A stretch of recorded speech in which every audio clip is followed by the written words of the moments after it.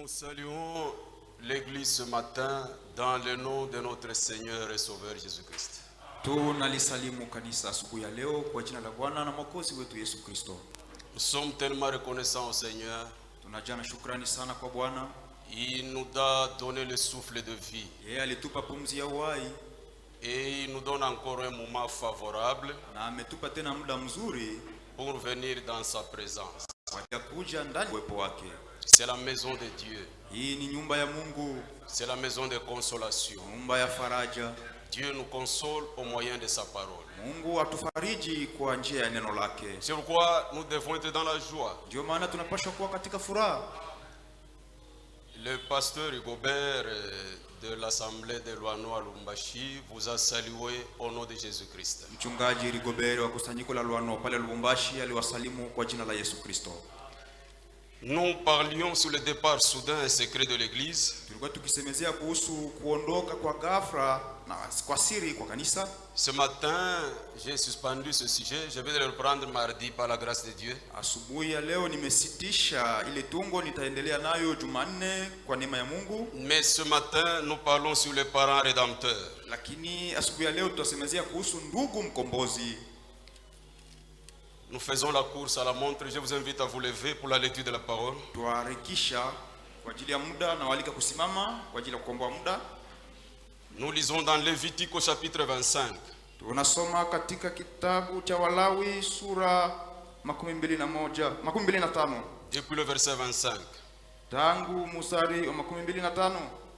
Si ton frère devient pauvre Ndugu yako akiwa maskini et vend une portion de sa propriété, na kuuza sehemu ya miliki yake, celui qui a le droit de rachat, ndipo yule anayekuwa na halali ya ukombozi, son plus proche parent, ndugu wake wa karibu, viendra atakuja et rachètera ce qu'a vendu son frère. naye atakomboa ama kununua kile ambacho ndugu yake aliuzisha.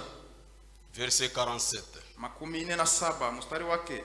Si un étranger, Kama mgeni si celui qui demeure chez toi au yule anayekaa kwako devient riche ametajirika et que ton frère devienne pauvre près de lui na ndugu yako amekuwa maskini pembeni yake, et se vende à l'étranger qui demeure chez toi na anajiuzisha kwa yule mgeni anayeishi kwako ou à quelqu'un de la famille de l'étranger, au mmoja wa jamaa ya yule mgeni, il y aura pour lui le droit de rachat. yeye atakuwa kwake na halali ya haki ya ukombozi. Après qu'il se sera vendu, Baada ya kujiuzisha, un de ses frères mmoja wa ndugu yake pourra le racheter. anaweza kumkomboa. Son oncle Mjomba wake ou le fils de son oncle au mtoto wa mjomba wake ou l'un de ses proches parents au mmoja wa ndugu wake wa karibu pourra le racheter. anaweza kumkomboa. Ou bien s'il en a les ressources, Au kama ana rasilimali, il se rachètera lui-même. yeye mwenyewe anaweza kujikomboa.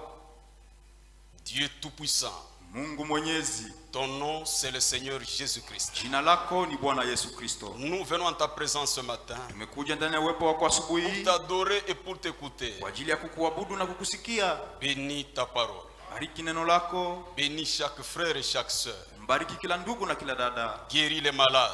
ponya wagonjwa, Fortifie les faibles. watie nguvu wadhaifu, Sauve les pécheurs. okoa watenda dhambi. Que le Saint-Esprit nous conduise dans toute la vérité, Roho wako Mtakatifu atuongoze katika kweli yote, afin que tout soit fait pour ta gloire ili kwamba yote yafanyike kwa ajili ya utukufu wako et pour notre édification. na kwa ajili ya kujengwa kwetu. Nous croyons que tu le feras, Tuamini kwamba utatenda, parce que nous le demandons avec foi, kwa sababu tumeyaomba kwa imani, dans le nom tout-puissant, kwa jina lenye uwezo le wote, nom de notre Seigneur et Sauveur Jésus-Christ. jina la Bwana wetu na Mwokozi Yesu Kristo. Amen. Amina.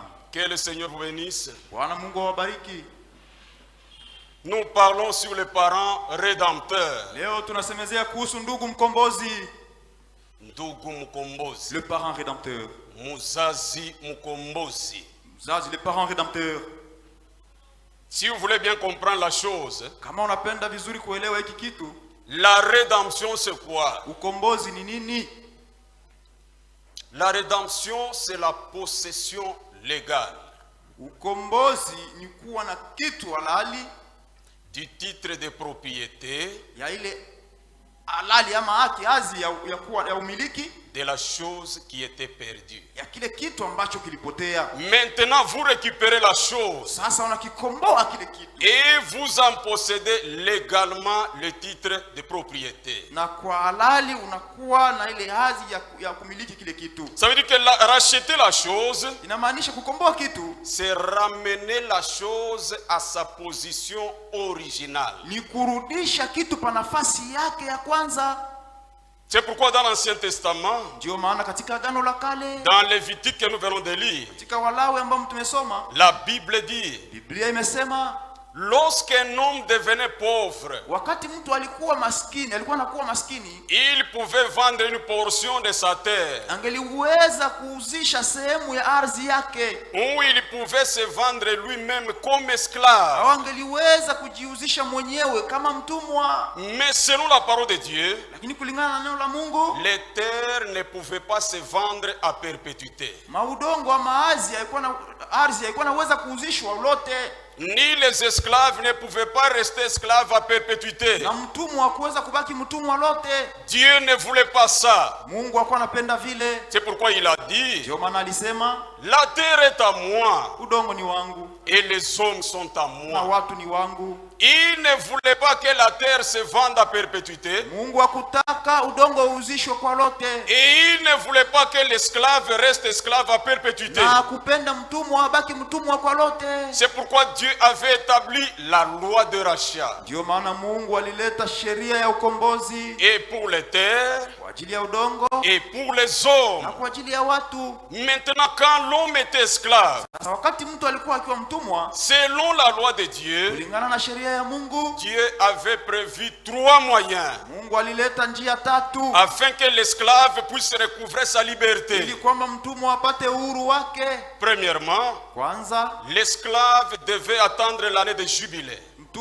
Yule mtumwa alipaswa kuongojea mwaka wa yubile. Parce qu'après chaque 7 ans, kwa sababu baada ya kila miaka 7, on devait sonner la trompette de la liberté. Parapanda ya uhuru ilikuwa napigwa. La trompette du jubilé. Parapanda ya yubile. Et quand la trompette sonnait, na wakati parapanda ilikuwa ikilia, même si l'esclave était dans le champ en train de travailler, hata kama mtumwa alikuwa shambani akitenda kazi, il devait jeter sa houe, alipaswa kutupa jembe yake, et il devait s'en aller libre. na kuondoka huru. Parce que c'est la loi qui avait prévu cela. Kwa sababu ni sheria iliyoandaa yale. Et quand il s'en allait, alipokuwa akienda, il n'avait pas de compte à rendre à son patron. hakuwa na mambo ya kumpa bosi wake. Il était libre. Alikuwa huru.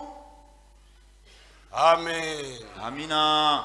Et cet esclave ici, na yule mtumwa, s'il ne voulait pas attendre l'année du jubilé, kama kwa anapendelea kuongojea mwaka wa yubile, il devait lui-même se chercher des ressources pour payer son rachat. Yeye mwenyewe angejitafutia rasilimali ili apate kujikomboa.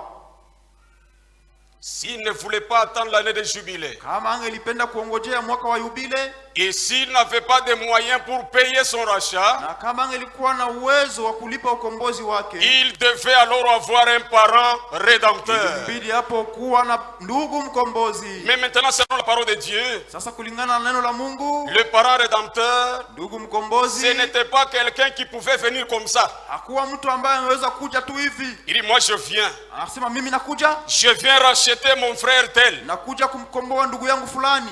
Non. Hapana. Selon la loi de Dieu, kulingana na sheria ya Mungu, le rédempteur devait remplir 4 conditions. mkombozi alipaswa kuwa na kanuni 3 ya kutimiza. 4 conditions. Shurti 4. Premièrement, le rédempteur, kwanza, yule mkombozi, il devait être le plus proche parent de cet homme qui était esclave. alipaswa kuwa ndugu wa karibu sana wa yule mtu ambaye ni mtumwa. Pas un parent du 3e degré. Hapana ndugu wa aina ya 3, wa kiwango cha 3, hapana. Mais le plus proche parent. Lakini ndugu wa karibu sana. Deuxièmement, ya pili, le rédempteur mkombozi devait être un homme digne. alipaswa kuwa mtu mwenye kustahili. Pas un homme léger. Si mtu ovyo ovyo, Un ivrogne. mlevi wa pombe, Un homme sans personnalité. mtu asiyekuwa na utu, Un homme criblé de dettes. mtu mwenye kujana madeni. Non. Hapana. Le rédempteur devait être un homme digne. Mkombozi anapaswa kuwa mtu mtu wa kustahili, un homme honorable, alipaswa kuwa mtu wa kuheshimika, un homme respectable. mtu wa kuheshimia. Troisièmement, Na ya tatu, le Rédempteur devait être un homme riche, mkombozi alipaswa kuwa mtu mtajiri, pas un pauvre, na maskini, quelqu'un qui n'a rien. mtu asiyekuwa na kitu, Il devait être riche. alipaswa kuwa mtajiri. Et quatrièmement, Na ya nne, le Rédempteur mkombozi devait rendre un témoignage public. anapaswa kushuhudia waziwazi mbele ya watu. Les jours où il devait racheter, Siku alipaswa kukomboa, il devait rendre un témoignage public devant les anciens de la ville. anapaswa kushuhudia mbele ya wazee wa mji. C'est ce qui se faisait dans l'Ancien Testament. Ndio yale alikuwa akifanyika katika Agano la Kale. Mais maintenant, dans le Nouveau Testament, Lakini sasa hivi katika Agano Jipya, bien-aimés frères, wapendwa ndugu, l'humanité tout entière a été vendue au péché. dunia yote iliuzishwa kwa dhambi. Tous nous étions esclaves. Sote tulikuwa watumwa. Et celui qui nous a vendus, Na aliyetuuzisha huko c'était Adam qui a vendu l'humanité au péché. ilikuwa ni Adamu aliyehuzisha dunia yote kwa dhambi. Et en vendant l'humanité au Na kwa péché, kuhuzisha watu wote kwa dhambi, Adam nous a vendus à la mort. Adamu alituhuzisha kwa kifo. Ainsi l'humanité tout entière Ndio hivi watu était wote vendue à la mort. walihuzishwa kwa kifo. Il est écrit dans Ésaïe chapitre 52, Imeandikwa katika Isaya sura 52. nous sommes dans Ésaïe, Tuko katika Isaya au chapitre 52, sura yake 52, le verset 3. mstari wa 3. Car ainsi parle l'Éternel, Maana hivi asema Bwana, c'est gratuitement que vous avez été vendus. mliuzwa bure, Et ce n'est pas à prix d'argent que vous serez rachetés. nanyi mtakombolewa bila fedha. Nous étions vendus gratuitement. Tuliuzwa bure ama kuuzishwa bure. Adam nous a vendus au péché, Adamu alituuzisha kwa dhambi sans effort. bila kitu. Et la Bible dit, Na Biblia inasema de même que nous avons été vendus gratuitement, vile vile gisi tuliuzishwa bure, de même notre rachat vile vile na ukombozi wetu est gratuit. utakuwa wa bure. C'est vrai. Ni kweli. Depuis Adam Tangu Adamu jusqu'au bébé qui est en train de naître ce matin, mpaka mtoto mchanga anayezaliwa asubuhi ya leo, l'humanité tout entière était vendue au péché. watu wote waliuzishwa kwa dhambi. Personne n'est saint. Hakuna hata mtakatifu mmoja. Il n'y a aucun homme qui naît saint sur la terre. Hakuna mtu anayezaliwa mtakatifu hapa duniani. Non, non, non. Asha, kamwe kamwe. Qu'il soit à la tête d'une grande dénomination, Hata akiwa mkurugenzi wa dhehebu qu'il kubwa, soit spirituel, hata akiwa wa kiroho, tous nous naissons pécheurs. sisi sote tumezaliwa watenda dhambi Et nous étions vendus à la mort. na tuliuzishwa kwa kifo. Parce qu'il est écrit dans Ephésiens chapitre 2. Kwa sababu imeandikwa katika Waefeso sura ya 2.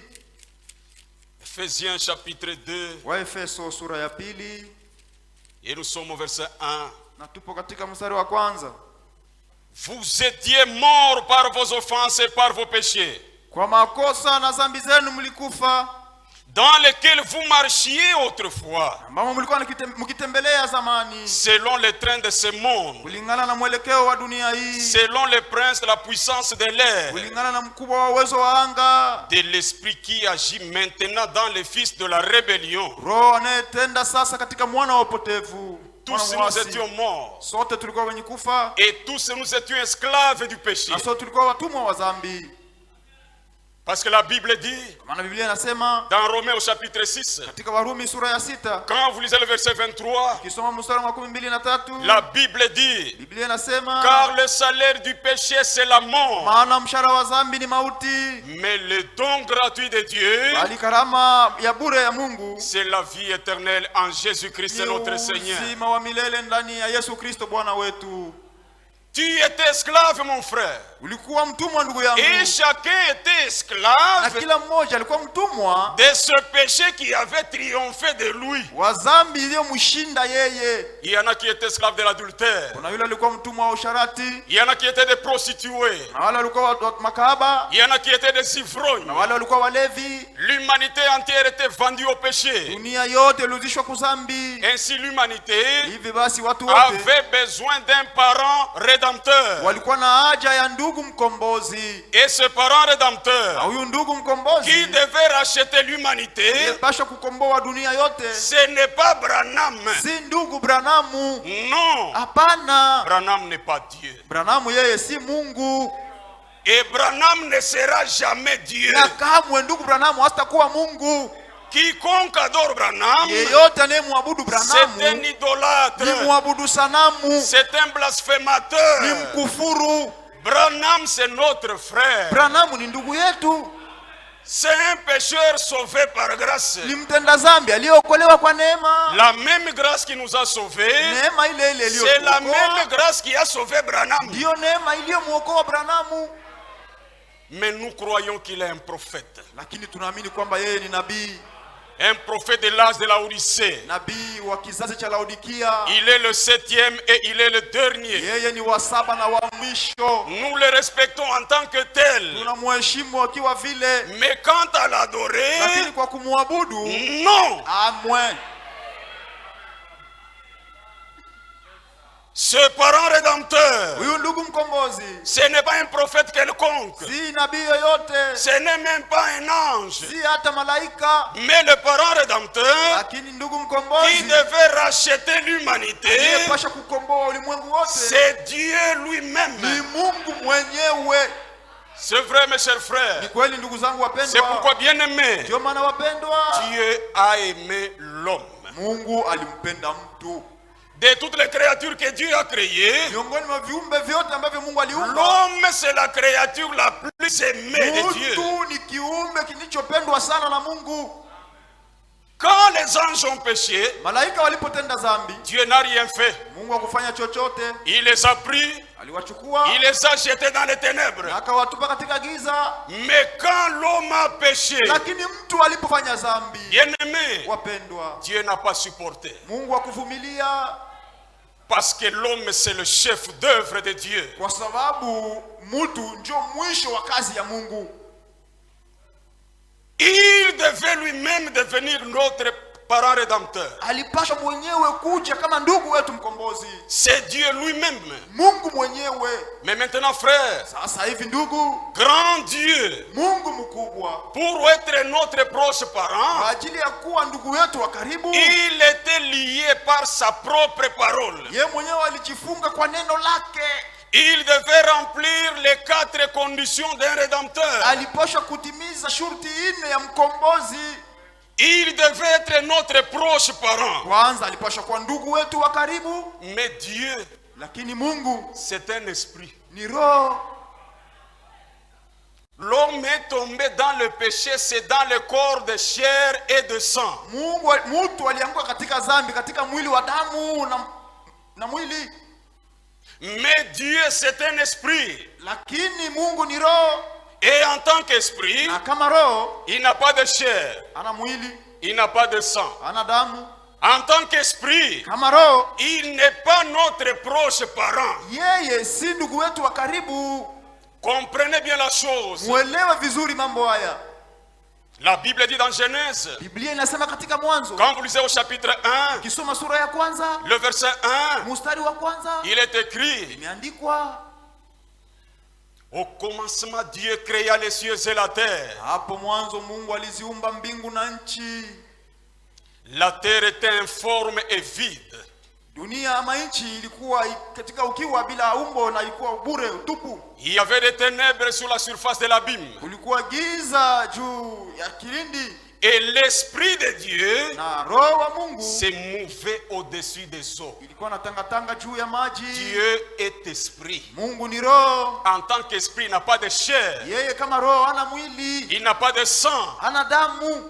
Il était seul. Alikuwa peke yake. Alors qu'il y avait des ténèbres sur la Japo terre kulikuwa giza duniani et qu'il y avait des eaux na partout, kulikuwa maji fasi yote, mais le grand esprit éternel lakini roho kubwa wa milele s'est mouvé au-dessus des eaux. ilikuwa natangatanga juu ya maji. Mais Dieu Lakini Mungu n'est pas ténèbres. si giza. Quand il y avait des ténèbres sur la terre, Ilipokuwa giza duniani, lui Dieu yeye Mungu, est lumière. yeye ni nuru. C'est pourquoi la Bible dit, Ndio maana Biblia inasema dans 1 Timothée chapitre 6, katika Timotheo wa kwanza sura ya 6, quand vous lisez le verset 16, soma mstari wa 16, il est écrit imeandikwa que lui seul kwamba yeye peke yake possède l'immortalité. yuko na kutokufa. Et il habite une lumière inaccessible Na anakaa ndani ya nuru isiyoweza kupenyeka. que ni l'homme n'a jamais vu Ambayo hakuna hata mtu mmoja alishaona. et que ni l'homme ne peut Na voir. hakuna mtu anaweza kuona. Notre Dieu est lumière. Mungu wetu ni nuru. Et nous, ses enfants, Na sisi wana wake, nous sommes les enfants de la sisi ni lumière. watoto wa nuru. Ndio maana mtoto wa Mungu aikalake na maisha ya giza, C'est pourquoi un enfant de Dieu n'a pas une vie de ténèbres. maisha ya bulevi, La vie d'ivrognerie, maisha ya bundumba. la vie d'adultère. Hata unafanya bundumba namna Même si gani, tu te prostitues n'importe comment, hauna kile utapata. tu n'as rien que tu peux Bundumba gagner. itakupeleka kulufu. L'adultère va t'amener à la mort. Lakini kama uko na Yesu Mais Kristo, si tu as Jésus-Christ, vous avez la vie éternelle. uko na uzima wa milele. C'est vrai, mes chers frères. Ni kweli ndugu zangu Et ce wapendwa. grand esprit éternel, Roho kubwa wa milele là-bas dans l'éternité, ule katika milele il était seul. alikuwa peke yake, Il n'avait rien à côté de lui. hakuwa na kitu pembeni yake, Il était seul. alikuwa peke yake. Il habitait, il vivait dans un corps spirituel invisible. Alikuwa anaishi katika mwili wa kiroho usioonekana, Et dans ce corps, na katika yule mwili il s'appelle Elohim. anaitwa Elohim. C'est-à-dire celui qui existe par lui-même. Sema yeye ule anayeishi kwa yeye mwenyewe. Bien-aimés, Wapendwa, les gens vont à la théologie. watu wanaenda kusoma teolojia, Ils font 9 ans d'études. wanafanya miaka 9 ya masomo, Ils nous amènent 3 dieux. wanatuletea miungu mitatu: Dieu le Père, Mungu Baba, Dieu le Fils, Mungu Mwana, Dieu le Saint-Esprit. Mungu Roho Mtakatifu. C'est un mensonge. Ni uongo. Notre Dieu est illimité. Mungu wetu hana mwisho, Il est infini. hana mwisho Et dans le temps et dans l'espace. katika wakati, Mais l'homme, lakini il est limité. mtu ana mipaka. C'est pourquoi un homme limité Ndio maana mtu anayekuwa na mipaka ne peut pas étudier un être illimité. hawezi kusoma kitu kisichokuwa na mipaka. C'est la folie. Ni bazimu. Dieu ne s'étudie pas à l'école. Huwezi kumsoma Mungu shuleni. Si vous voulez étudier Dieu, Kama unapenda kumsoma Mungu, vous aurez la folie. utapata wazimu. Dieu ne s'étudie pas, Mungu asomekaki, Dieu se révèle. Mungu anajifunuaka. Il est Elohim. Yeye ni Elohim, Il existe par lui-même. anaishi kwa yeye mwenyewe. Il a existé depuis quand? On ne sait pas. Aliishi tangu wakati gani? Hatujui. Il est venu d'où? On ne sait pas. Alitokea wapi? Hatujui. Mais nous croyons qu'il existe. Lakini tunaamini kwamba yupo. C'est le Dieu adorable. Ni Mungu wa kuabudu. Elohim. Elohim, Dans un corps spirituel invisible. katika mwili wa kiroho usioonekana. Et dans ce corps, Katika huyo mwili il avait des fonctions. alikuwa na makazi. Il avait des attributs. Alikuwa na makazi. Il avait la fonction de créateur. Alikuwa na kazi ya uumbaji. Il avait la fonction de médecin. Alikuwa na kazi ya tabibu. Il avait la fonction de sauveur. Alikuwa na kazi ya uponyaji. Il avait la fonction de père. Alikuwa na kazi ya baba. Il avait la fonction de fils. Alikuwa na kazi ya mwana. Et il avait la fonction du Saint-Esprit. Alikuwa na kazi ya Roho Mtakatifu. Tout cela était en lui. Yote yale ilikuwa ndani mwake. Mais en tant qu'Elohim, Lakini kama Elohim, il ne peut pas être notre proche parent. hawezi kuwa ndugu wetu wa karibu. Parce qu'il n'a pas de Kwa chair sababu hana et il mwili n'a pas de sang. na hana damu. Alors Elohim Ndipo Elohim devait changer de forme. alipaswa kubadilisha hali Pour créer, kwa ajili ya kuumba. Elohim est sorti de l'éternité. Elohim alitoka katika milele Il est entré dans le temps. akaingia katika wakati, Et quand il entre dans le temps, na alipoingia katika wakati il a pris un corps parole. akachukua mwili unaitwa neno, Logos. logos, Un corps théophanique. mwili wa kiteofania, Un corps spirituel mais visible. mwili wa kiroho lakini unaoonekana. Il peut apparaître Anaweza kuonekana et il peut disparaître en même temps. na anaweza kupotea pale pale. Dans ce corps, Ndani ya ule mwili on l'appelle Yahweh. ndio anaitwa sasa Yawe. C'est dans ce corps qu'il a créé. Ni ndani ya ule mwili ndio aliumba. C'est un corps parole. Ni mwili neno. La Bible dit dans Jean chapitre 1, Biblia inasema katika Yohana sura ya kwanza, au verset 1, mstari wa kwanza, au commencement était la parole. hapo mwanzo alikuwa neno. Et la parole était avec Dieu. Neno alikuwa na Mungu. Et la parole était Dieu. Nalo neno lilikuwa Mungu. C'est dans ce corps qu'il a créé. Ni ndani ya ule mwili ndio Mais aliumba. en tant que Lakini Yahweh, kama Yahweh, il n'a pas de chair. kama Elohim hana mwili, Il n'a pas de sang. hana damu. C'est vrai. Ni kweli.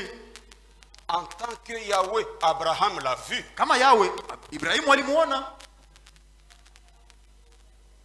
Dans Genèse 18, Katika Mwanzo 18, il voulait aller brûler Sodome et Gomorrhe. alipenda kwenda kuchoma Sodoma na Gomora. Et il a pris 2 gardes du corps. Alichukua walinzi wawili. Et il est passé par chez Abraham. Alipitia kwa Ibrahimu. Quand Abraham les a vus, Ibrahimu alipowaona, Abraham a parlé Ibrahimu alinena un langage spirituel. usemi wa kiroho. Abraham a vu 3 personnes. Ibrahimu aliwaona watu watatu. Mais en les approchant, Lakini alipowakaribisha, Abraham a dit, Ibrahimu alisema, approchez karibu mon Seigneur. Bwana wangu. Karibieni Bwana wangu. Approchez mon Seigneur.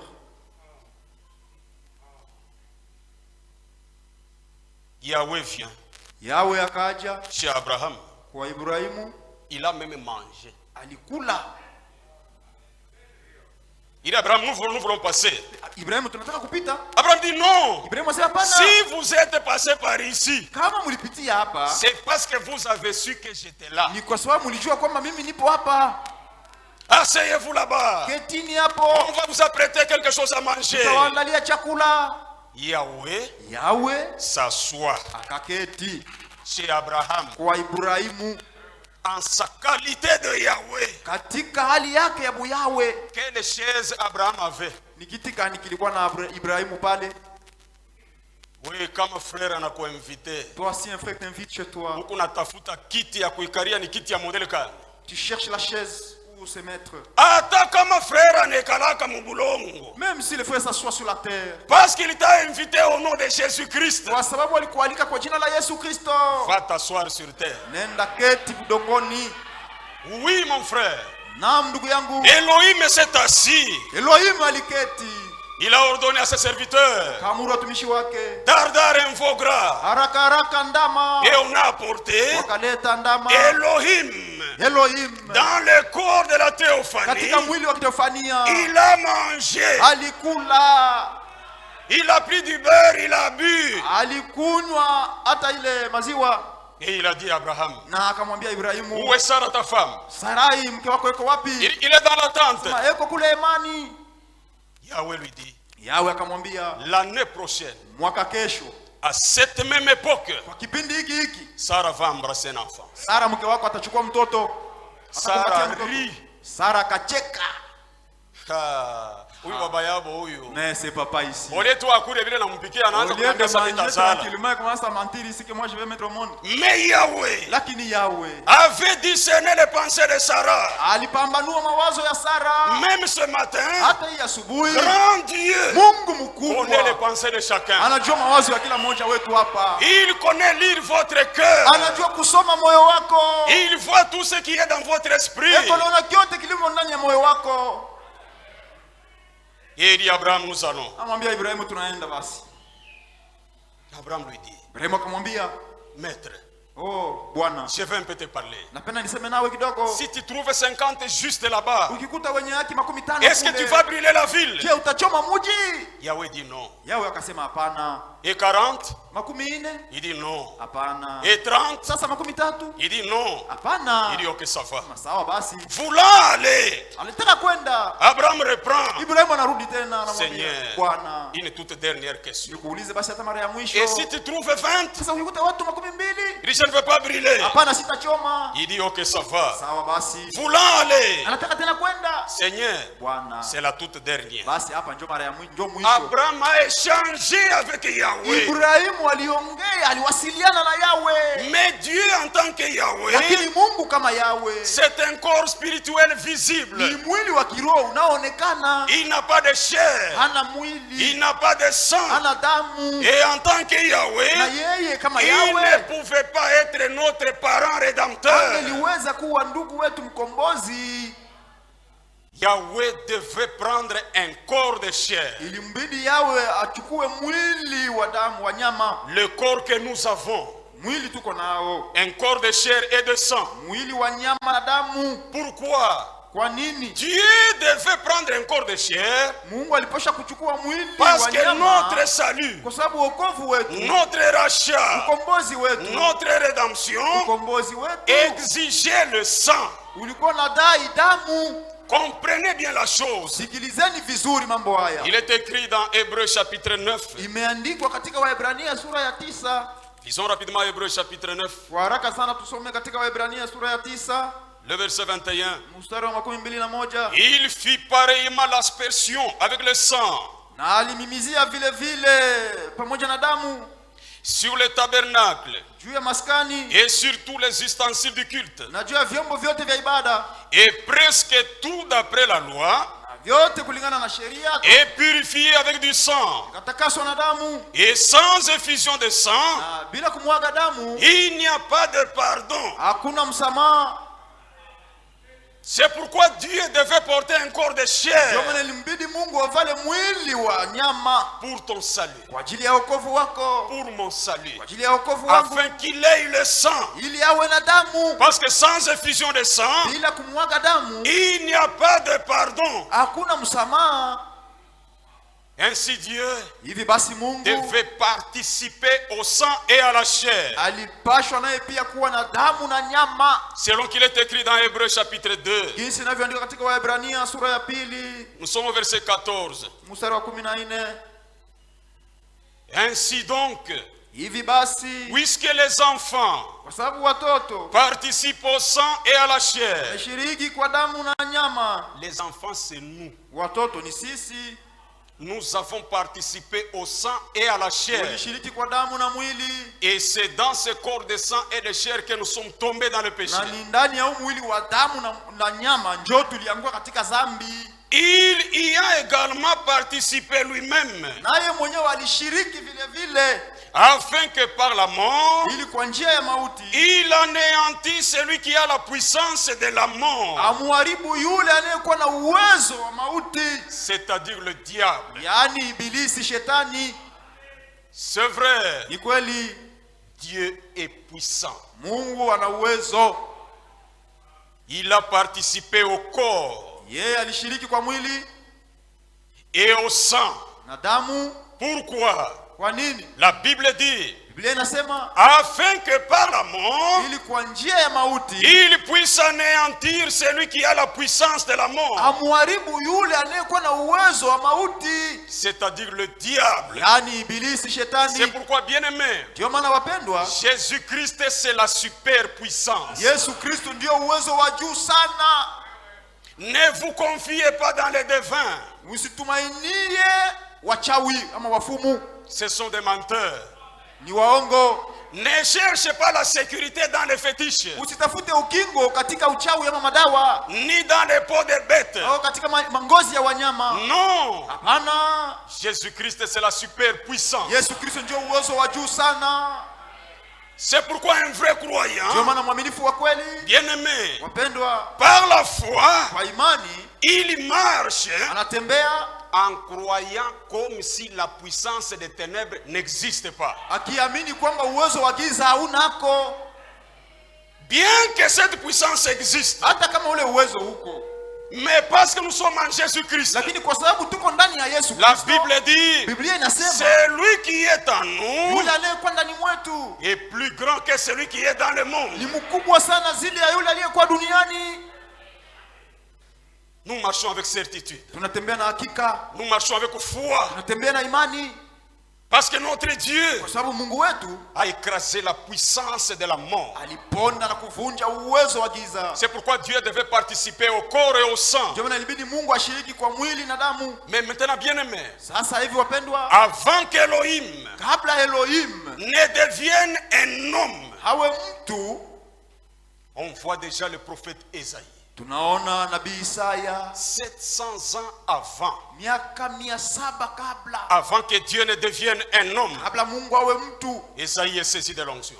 Isaya kapakwa upako Et il a commencé à prophétiser akaanza kutabiri dans Ésaïe 35. katika Isaya 35. Lisons rapidement Ésaïe 35. Kwa haraka tusome Isaya 35, Nous sommes au verset 3. mstari wake wa 3.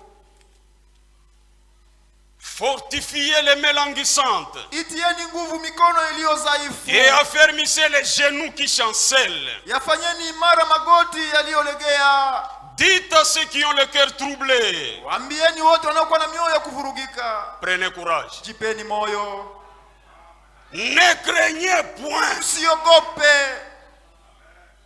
Voici votre Dieu. Tazama Mungu wenu La vengeance viendra. atakuja na kisasi, La rétribution de Dieu. malipo ya Mungu Il viendra lui-même. atakuja mwenyewe. Bien-aimés, Wapendwa, la Bible n'a pas dit qu'il enverrait un ange. Biblia haikusema kwamba atatuma malaika. La Bible n'a pas dit qu'il enverrait quelqu'un. Biblia haikusema kwamba atatuma mtu Mais la mmoja, Bible dit lakini Biblia inasema il viendra lui-même. atakuja yeye mwenyewe.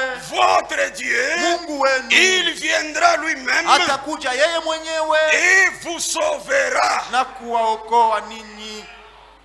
C'est vrai. Ni kweli, Alors, ipo s'ouvriront les yeux des aveugles, macho ya vipofu yatafunguka, s'ouvriront les oreilles des sourds. masikio ya viziwi yatafunguka, Alors le boiteux sautera comme un cerf ndipo walemavu watarukaruka kama vile et la langue du Mungu, muet na ulimi wa aliye bubu éclatera de joie. utafurahi sana. Parole infaillible, Neno lisioshindwa kamwe, parole du Seigneur. neno la Bwana. Il viendra lui-même. Atakuja yeye mwenyewe.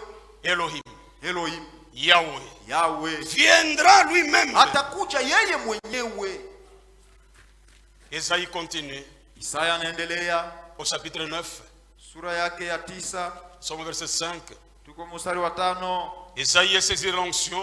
Isaya pia akapakwa upako, Il prophétise, il dit, akatabiri na kusema, car un enfant nous est né, ana mtoto amezaliwa kwetu, un fils nous est donné, mwana ametupewa, et la na domination utawala reposera sur son épaule. uko juu ya bega lake.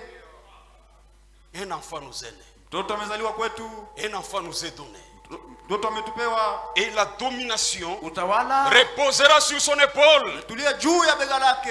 On l'appellera, Hataitwa cet enfant-là, yule mtoto, on l'appellera hataitwa admirable. wa kushangaza, Wa kusangaza. admirable. Mungu wetu ni Mungu wa Notre kusangaza. Dieu est admirable. Biote kunafanya mu maisha yetu Tout ce qu'il fait dans notre vie, ni bintu bya ce kushangaza. sont des choses admirables. Hata ulikuwa mtenda zambi kwa namna Comme gani, si tu étais un pécheur de n'importe quel kama degré. huyu Mungu wa kusangaza Si c'est Dieu anaingia ndani admirable yako, entre en toi, maisha yako inashanje ta vie va changer na automatiquement. dunia Et yote le monde entier itasanga. va admirer. On l'appellera admirable, Hataitwa wa kushangaza, conseiller. mshauri. C'est vrai. Ni kweli. Les conseils de papa n'ont rien fait dans ta vie. Mashauri ya baba haikufanya kitu maishani Les mwako. conseils de maman n'ont rien fait dans sa vie, dans ta Mashauri vie. ya mama haikufanya kitu maishani mwako. Mais cet enfant ici, Lakini huyu mtoto c'est un conseiller. yeye ni mshauri, Et ces conseils na mashauri yake donnent la vie éternelle. inaleta uzima wa milele. On l'appellera conseiller. Ataitwa mshauri, On l'appellera Dieu puissant. ataitwa Mungu mwenye uwezo. Bien-aimés, comprenez l'écriture. Wapendwa, eleweni andiko hili. Il y a combien de dieux puissants? Kuna miungu ngapi wenye uwezo? Un seul. Mmoja tu.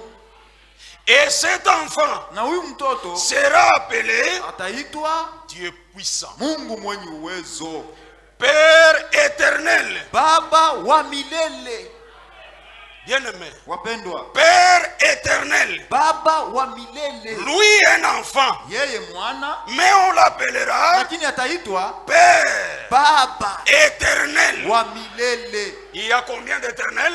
Kuna wangapi wa milele? Un seul.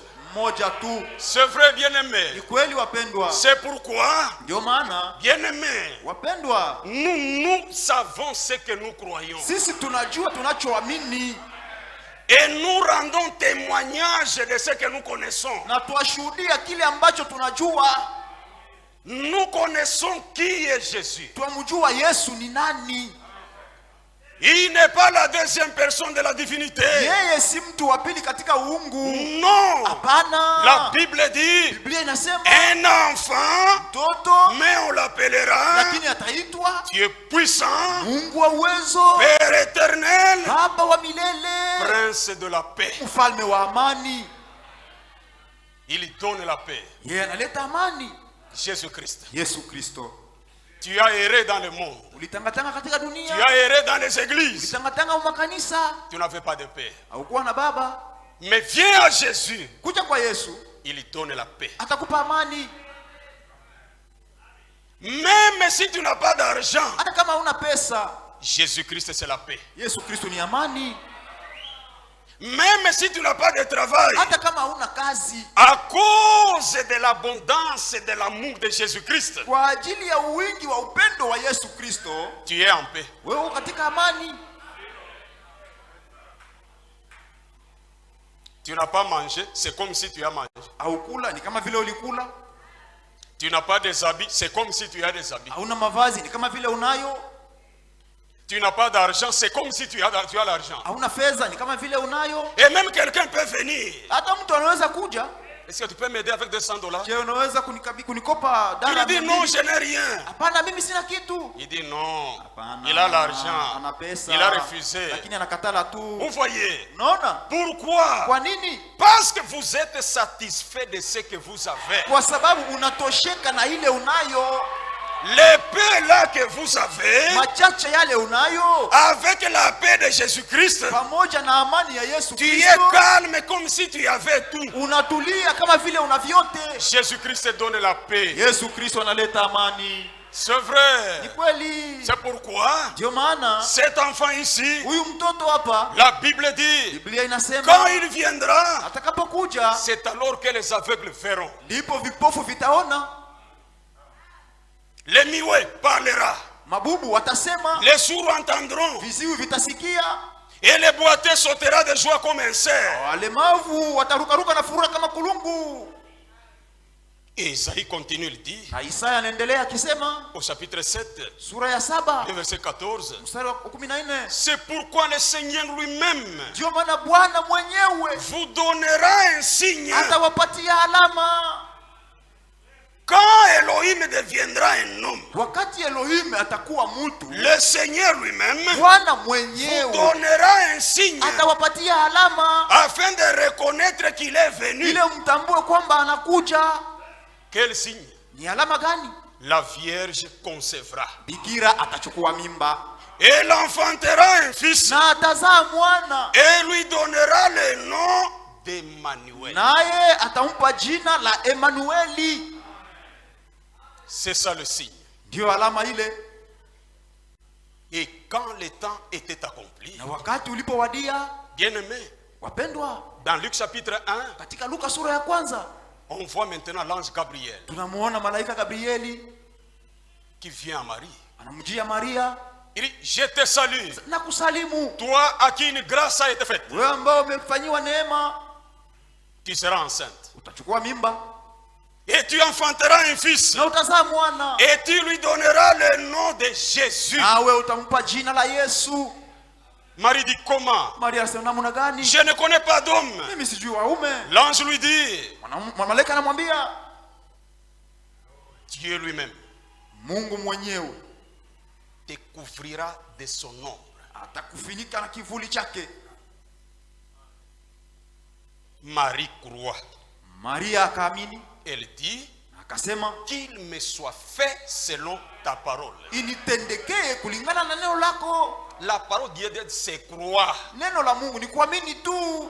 Il n'y a pas de question à se poser sur la parole. Hakuna maulizo juu ya neno. Et quand Marie a cru, Maria alipoamini, bien-aimé, wapendwa, elle-même la parole yeye mwenyewe neno dans le ventre de Marie, tumboni mwa Maria, la parole se concentre neno likajiweka nguvu sans l'intervention d'un homme. bila msaada wa mtu. Si dans le sang de Jésus, Kama ndani ya damu ya Yesu il y avait une gouttelette du sang de Joseph, mlikuwa hata toni ya damu ya Yusufu, nous ne serions pas sauvés. hatungeokolewa. La parole se concentre. Neno likajitia nguvu ndani ya tumbo, Elle crée l'hémoglobine, likaumba seli ya damu, elle crée les nerfs, likaumba mishipa nyororo, elle crée les os, likaumba mifupa, elle crée la chair. likaumba mwili. Et à 9 mois, Na kadiri ya miezi 9 la parole sort du ventre de Marie, un homme. neno likatoka tumboni mwa Maria kama mtu. Bien-aimé, Wapendwa, quand Jésus est né, Yesu alipozaliwa, ses parents l'amènent au temple. wazazi wake wakampeleka hekaluni. Peut-être qu'il y avait beaucoup de bébés à consacrer ce Wenda jour-là. kulikuwa watoto wengi wa kuwekwa wakfu ile siku, L'homme de Dieu Simeon lakini mtu wa Mungu Simeoni avait été averti par le Seigneur yeye alionywa zamani na Mungu qu'il ne mourrait pas kwamba hatakufa kamwe sans voir le Messie. bila kumuona Masia.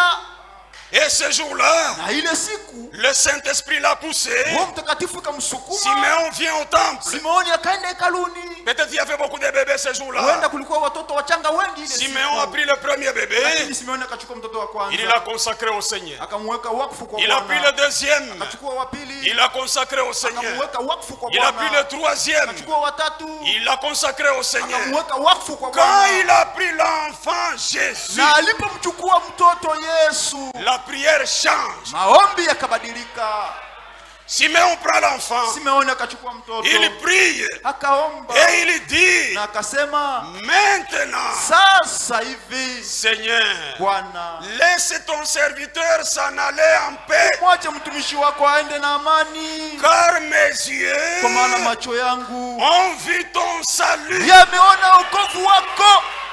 Oui, Naam, Jésus-Christ, c'est le don de salut pour l'humanité. Yesu Kristo ni zawadi ya wokovu kwa ajili ya watu Il wote. n'y a pas de salut dans une église. Hakuna wokovu ndani ya kanisa. Aucune église ne sauve. Hakuna kanisa linalookoa. Aucun pasteur ne Hakuna sauve. mchungaji anayeokoa. Aucun prêtre ne pardonne les péchés. Hakuna padri anayesamehe dhambi. Mais le salut Lakini et le pardon wokovu des péchés na msamaha wa se dhambi trouve en Jésus-Christ notre unapatikana Seigneur. ndani ya Bwana Yesu Kristo Bwana wetu. Oui, bien-aimé. Naam, C'est wapendwa. pourquoi, Ndio maana bien-aimé, wapendwa, nous savons qui est Jésus. twamjua Yesu ni nani, Et nous sommes capables, na sisi tuna uwezo avec notre droit, pamoja na kidole chetu montrer tous les versets de la Bible, kuonyesha andiko yote ya Biblia depuis la Genèse tangu mwanzo jusqu'à l'Apocalypse, hadi Ufunuo, que Jésus-Christ, kwamba Yesu c'est le Kristo Yahweh de l'Ancien ndiye Testament. Yawe wa Agano la Kale, Et c'est lui le Dieu que nous adorons ce na matin. ndiye yeye Mungu tunayemwabudu asubuhi ya leo. Oui, Naam, notre genou ne fléchira jamais au nom de Branham. goti letu haliwezi kupigwa kamwe kwa jina la Branamu, Non, non, non, non. kamwe asha. Et même dans ce bâtiment, Hata katika jengo hili on n'a pas le temps de placarder les effigies de Branham tuna na wakati wa kuweka picha za Branamu humu pour s'agenouiller. ili tuende tupige magoti. Homme de Kentucky, Oh, mtu wa Kentucky, homme de Kentucky, mtu wa Kentucky, l'homme de Kentucky, qu'est-ce qu'il a fait? mtu wa Kentucky alifanya nini? Nous n'adorons pas l'homme de Kentucky. Sisi hatumwabudu hapa mtu wa Kentucky. Nous adorons l'homme de Nazareth. Hapa en Galilée. sisi tunamwabudu mtu wa Nazareti kule Galilaya. Oui, Amina. Naam, le Dieu véritable Mungu wa kweli et la vie éternelle. na uzima wa milele. Quiconque ne croit pas ce que Jésus est Yeyote asiyeamini kile Yesu eko ne verra jamais le salut. hataona kamwe wokovu wake. C'est vrai. Naam, ni kweli. Il dit, laisse ton serviteur s'en aller en paix. Acha mtumishi wako aondoke na amani, Car mes yeux ont vu ton salut. kwa maana macho yangu yameona wokovu wako. Et dès que Jésus naît, Na Yesu alipozaliwa, bien-aimé, wapendwa, il a la chair, ana mwili, il a le sang. ana damu. Directement, c'est accompli. Jean chapitre 1. Pale pale ikatimilika Yohana sura ya kwanza. Écoutez ce que dit la Bible. Sikilizeni jinsi Biblia inavyosema. Dans Jean chapitre 1, Yohana sura ya kwanza, au verset 14. mstari wa 14. Et la parole Na neno a été faite chair. lilifanyika mwili Et il a habité parmi na nous, likaishi katikati yetu, pleine de grâce kijaa neema et de vérité. na kweli, Et nous avons contemplé sa na gloire. tuliona utukufu wake, Une gloire utukufu comme la gloire du Fils unique, kama utukufu wa mwana wa pekee venu du Père. aliyetoka kwa Baba. Ce sont des écritures qui compliquent les théologiens. Ni maandiko yanayovuruga wanateolojia. Ils pensent que quand on parle du Fils, Wanafikiri wanaposema kuhusu mwana, c'est-à-dire il y a un vieux papa yani kuna mzee baba mmoja avec la calvitie akiwa na lupara et un bâton, na gongo, c'est lui Dieu le Père. anasema yule ndiye baba. Et à Mungu côté baba. de lui, Na pembeni yake un jeune garçon de 22 ans, kijana wa miaka 22, c'est lui Dieu le Fils. yeye ndiye Mungu Et mwana. à côté d'eux, Na pembeni yao une colombe. kuna ua ama Dieu le njiwa, Saint-Esprit. Mungu Roho Mtakatifu. C'est faux. Ni uongo ule. Père n'est pas un nom. Baba si jina, Fils n'est pas un nom. mwana si jina, Saint-Esprit n'est pas un nom. Roho Mtakatifu si jina. Ce sont les trois fonctions Ni makazi matatu d'un seul Dieu. ya Mungu mmoja. C'est vrai. Naam, Il a fait la fonction de Père, il a créé. alifanya kazi ya ubaba, akaumba. Mais l'homme est tombé dans le péché. Mtu alianguka katika dhambi. Alors pour le racheter, Kwa ajili ya kumkomboa, le même Elohim Elohim yule devait faire la fonction de fils. ilibidi afanye kazi ya mwana. C'est-à-dire il devait naître Kama azaliwe, ilibidi comme azaliwe toi et moi nous naissons. kama jinsi wewe na mimi tunavyozaliwa. C'est pourquoi Ndio maana Jésus-Christ Yesu Kristo est 100% homme. yeye ni 100% mtu, Et il est 100% Dieu. tena yeye ni 100% Mungu. Dès qu'il est né, Lipozaliwa tu, s'accomplit 1 Timothée. Timotheo wa kwanza ikatimilika Chapitre 3, sura ya 3 le verset 16. mstari wa 16. Quand vous lisez dans la version d'Arbi, il est écrit: Ukisoma katika tafsiri ya Darbi imeandikwa, et sans contredit, na bila kubisha, le mystère de la piété est grand. siri ya utawa ni kubwa. C'est-à-dire le mystère de la divinité est grand. Ni kusema siri ya Mungu ni kubwa. Dieu Mungu a été manifesté en chair, alizihirishwa na kuonekana katika mwili. vu des anges. Malaika wakamuona, Les anges l'ont vu. wamalaika walimuona. C'est pourquoi quand il est né, Ndio maana alipozaliwa, l'ange est vite venu chez les bergers. malaika alikuja kwa haraka kwa wachungaji. Et les bergers ont eu peur. Wachungaji wakasikia woga. L'ange leur a dit: Malaika akawaambia, ne craignez pas, msiogope, je vous annonce une bonne nouvelle. na waletea habari njema. C'est que aujourd'hui, Kusema kwamba leo dans la ville de David, katika mji wa Daudi il vous est né kumezaliwa kwenu le Christ, Kristo le Sauveur. Mwokozi. Vu des anges, Alionekana na malaika, justifié en esprit, naye akasifiwa haki katika roho, prêché aux gentils. akahubiri wapagani. C'est Jésus-Christ que nous vous prêchons. Alihubiriwa na wapagani. Huyu Yesu tunayewahubiri Cru dans le monde, anaaminika katika dunia yote, élevé dans la gloire. naye akainuliwa katika utukufu. Jésus est Dieu. Yesu ni Mungu. En devenant un homme, Kwa kuwa mtu, il est devenu notre proche parent. akawa ndugu wetu wa karibu, Parce qu'il a pris un corps comme le kwa nôtre. sababu alichukua mwili kama wetu. Et la Bible dit, Na Biblia inasema il doit être digne. napasha kustahili. Et lui, Jésus, Naye Yesu homme digne. mtu wa kustahili kabisa. Dans Jean chapitre 8, Katika Yohana sura ya 8 au verset 46, mstari wa il 16, se tient devant les pharisiens. anasimama mbele ya Mafarisayo, Il leur dit, akawaambia, qui de vous nani katikati yenu me convaincra de péché? atanihakikisha mimi dhambi? Jésus est sans péché. Yesu hana dhambi. C'est vrai. Ni kweli. Et dans Hébreux chapitre 4, Na katika Waebrania sura ya 4, quand vous lisez le verset 15, kisoma mstari wa 15, la Bible dit, Biblia inasema, car nous n'avons pas un souverain sacrificateur kwa maana hatuna na kuhani mkubwa qui ne puisse compatir à nos faiblesses. mwenye anaweza kushiriki kwa mateso yetu. Au contraire, Kinyume na hayo, il a été tenté comme nous alijaribiwa kama sisi en toutes choses mambo yote sans commettre de péché. bila kufanya dhambi. Homme digne. Mtu wa kustahili. Kama wewe ungestahili, Si toi tu étais digne, ungetuokoa. tu aurais nous sauvé. D'ailleurs, kama wewe ungekuwa Mungu, Mais d'ailleurs, si toi tu étais Dieu, ungeokoa paka baluba bakwenu. tu allais sauver les loups de chez vous. Mais Dieu, Mais lakini Mungu, bien-aimé, wapendwa, il est Dieu parce qu'il a l'amour. yeye ni Mungu kwa sababu ana upendo. Homme digne.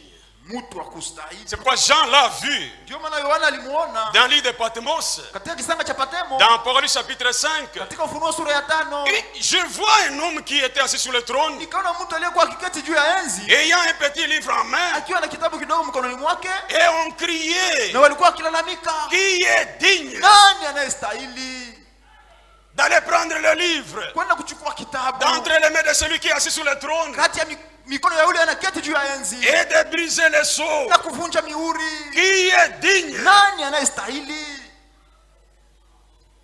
La Bible dit, Biblia inasema, Jean regardait au ciel, Yohana akatazama mbinguni, personne n'était digne. hapa kuonekana mtu.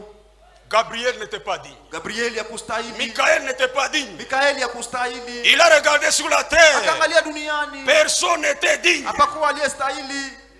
Et même en dessous de la Hata terre, chini ya dunia personne n'était digne. hakuna aliyestahili. La Bible dit, Biblia inasema, Jean s'est mis à pleurer. Yohana akaanza kulia. Comment il y a personne de digne? Namna gani hakuna anayestahili? Si Branham était digne, Kama Branham alikuwa amestahili, il se serait levé. angeinuka. Mais Branham n'était pas digne. Branham naye hakustahili, Il pleure.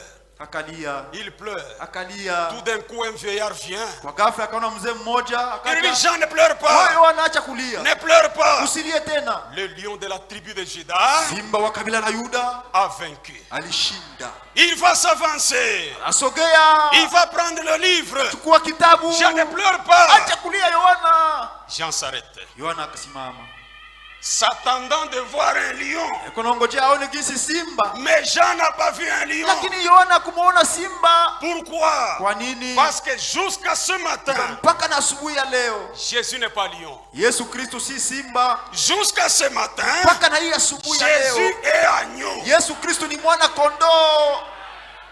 C'est pourquoi Jean regardait. Ndio maana Yohana alitazama, Il n'a pas vu un lion, akuona simba, mais il a vu l'agneau. lakini akamwona mwana Un agneau kondoo. immolé Mwana kondoo kama à cause de alivyochinjwa ton péché.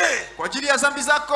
Un agneau immolé Mwana kondoo à kuchinjwa cause de ton péché, mon kwa ajili frère. ya dhambi zako, ndugu yangu. L'agneau s'élève. Yule mwana kondoo kainuka, L'agneau s'avance akasogea devant le trône. mbele ya enzi, Il s'est avancé. akasogea, Il s'est avancé. akasogea, Il s'est avancé. akasogea, Il prend le livre. akachukua kitabu, Il brise les sceaux. akavunja mihuri. Quand l'agneau a brisé les sceaux, Mwana kondoo alipovunja mihuri, la Bible dit, Biblia inasema toutes les créatures viumbe vyote dans le ciel, mbinguni, sur la terre, duniani en dessous de la na terre, chini ya ont dunia crié. walilalamika, Ils ont dit, toi l'agneau, wasema, wewe mwana kondoo tu es digne unastahili, parce que tu as racheté kwa sababu ulikomboa pour Dieu kwa ajili ya Mungu par ton kwa sang damu yako des hommes de tout peuple, watu wa kabila yote, de toutes langues, wa kila lugha, de toutes tribus. wa kila kabila.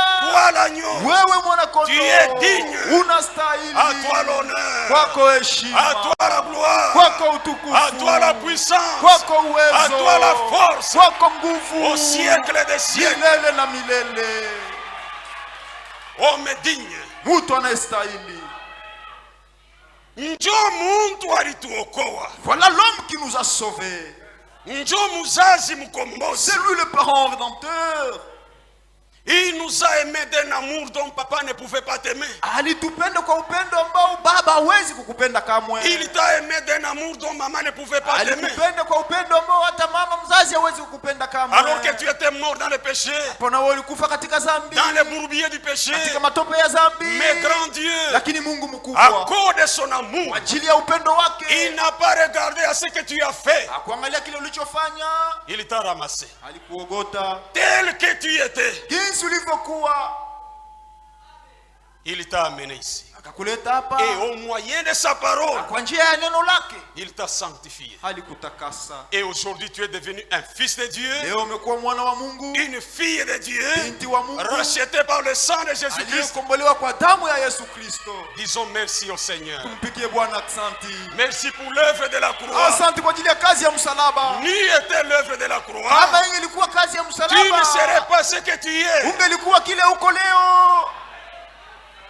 C'est pourquoi tu n'as rien à te Ndio glorifier. maana hauna na kujisifu. Hauna. Tu n'as rien à te glorifier. Hata pale kunatembea na kiburi barabara. Quand tu marches avec arrogance en cours de route, Parce que tu es belle. tu uko mrembo, Tu vas te mirer uko unajiangalia mkio, et tu marches avec orgueil. na unatembea na kiburi na Ah, jeuri. moi Clémence, Mie Clementine, en tout cas c'est terrible. mie ni hatari. Avant moi, Mbele yangu il n'y aura pas de belles femmes comme moi. ya kuwaka bazuri Et sana après mie, moi, warembo, na kisha Il mie n'y en avait pas été. kuta kuwaka tena Et marembo sana tu mie. marches avec orgueil, Uko unatembea na kiburi, en bombant le torse. unaringa, unavimbisha Tu kifua. n'as rien, toi. Hauna kitu ndani mwako. Une motte de terre, Uko tu kifurushi cha bulongo. un paquet de verre. Uko tu mifyondo, minyo.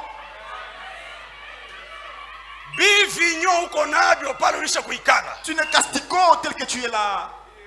Hata unakufa tunakuweka mserikali ya diamant. Même si nous te plaçons dans un cercueil à ta mort, un Bivignon diamant, litatoka il y mule. aura toujours des asticots là-bas. Tu n'as rien. Hauna kitu weye. Ta valeur, Heshima yako, c'est de mathamani recevoir yako Jésus-Christ. ni kumpokea Bwana Yesu Kristo. Oui. Naam. Ne te donne pas la jeunesse d'ici-bas. Hapana kujitoa kwa ujana wa hapa chini. Je suis jeune. Mimi ni kijana. Et tu marches dans la débauche, Na unatembea katika usharati, dans la souillure, katika uchafu, dans l'ivrognerie. katika Tu ulevi. ne vas rien gagner. Utapata kitu. Reviens à Jésus-Christ. Umurudilie Yesu Kristo. Là-bas de l'autre côté, Upande wa pili nous ukule, ne vieillirons jamais. hatutozeeka kamwe.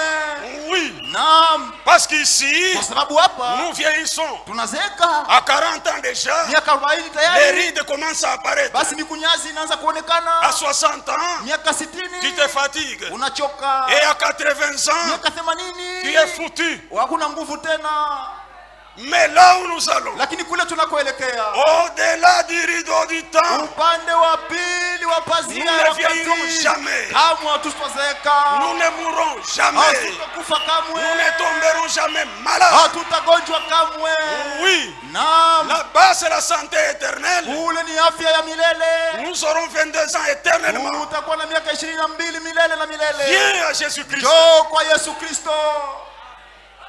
Parce qu'en Jésus, nous Kwa ne perdons sababu jamais. ndani ya Yesu Kristo hatupotezi kitu. Nous gagnons. Tunapata, tunafaulu. L'homme digne, Mtu anayestahili, l'homme riche, mtajiri, Jésus-Christ. Yesu Kristo. Il dit, l'or est à moi. Asema alimasi ni yangu, sababu ni yangu. L'argent est à moi. Pesa ni yangu. Je suis riche en miséricorde. Mimi ni mwingi wa rehema. Jésus est riche. Yesu Kristo ni mtajiri. Je vous dis la vérité, bien aimé. Nawaambia kweli kweli wapendwa. Quand vous lisez dans Jean chapitre 6, Kisoma katika Yohana sura ya 6, avec 5 pains pamoja na mikate 5 tu et 2 poissons, na samaki 2, il a nourri 5000 hommes. alilisha watu 5,000. Parce que Jésus-Christ, Kwa sababu Yesu Kristo c'est le Dieu des ni impossibles. Mungu wa mambo yasiyowezekana. Un docteur sans bistouri. Yeye ni daktari asiyekuwa na visu vya kupasua. Et quand il opère, Na anapopasua il n'y a pas de cicatrice. hakuna mikovu. Ce matin, Asubuhi hii toi qui as l'appendice, wewe unayekuwa na kidole tumbo, aie foi en Jésus-Christ. uwe na imani ndani ya Yesu Kristo. Toi qui as l'hernie, Wewe una ngiri, aie foi en uwe Jésus-Christ. na imani ndani ya Yesu Kristo. Jésus, c'est le grand médecin. Yesu Kristo ni daktari mkubwa, Homme riche, mtajiri. Il arrive un jour, Akafika siku moja, il trouve Pierre akamkuta Petro qui a péché toute la nuit aliyevua usiku wote sans rien. bila kupata kitu.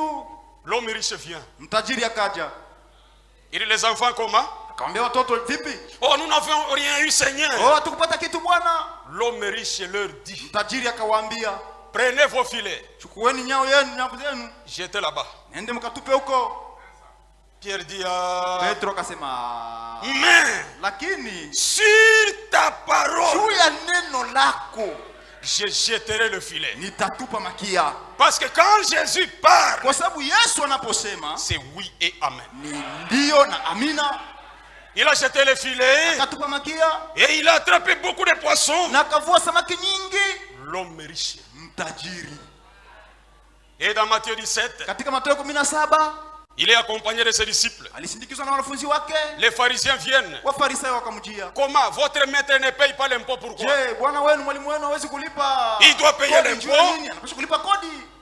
Pierre dit, Seigneur, Petro akasema, Bwana, on demande de l'argent pour l'impôt Bwana omba pesa kwa ajili ya kodi. et nous n'avons rien. Nasi hatuna kitu hapa.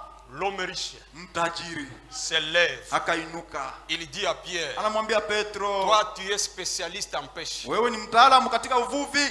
Prends ta ligne, Chukua ndoano yako, va à la mer. nenda baharini. Le premier poisson que tu vas tirer, Samaki wa kwanza utakayemvua, ouvre-lui la bouche. umfungue kinywa. À l'intérieur, Ndani il y a l'argent. mna pesa. Homme riche. Mtajiri, Qui avait mis cet argent là-bas? ni nani aliyeweka fedha humo? L'homme riche. Ni mtajiri. Bien-aimé, Wapendwa, Jésus bénit. Yesu anabarikiaka. Ne cherchez pas la bénédiction chez les devins. Usitafute baraka kwa wafumu. Jésus est riche. Yesu ni mtajiri. Satan n'a rien à te donner. Shetani hana la cha kukupa. C'est un pauvre. Ni maskini. Tu ne sais pas que Satan est pauvre. Wewe unajua kwamba shetani ni maskini? Prends la Bible. Chukua Biblia yako. Allons dans Jean chapitre 14. Tuende katika Yohana sura 14.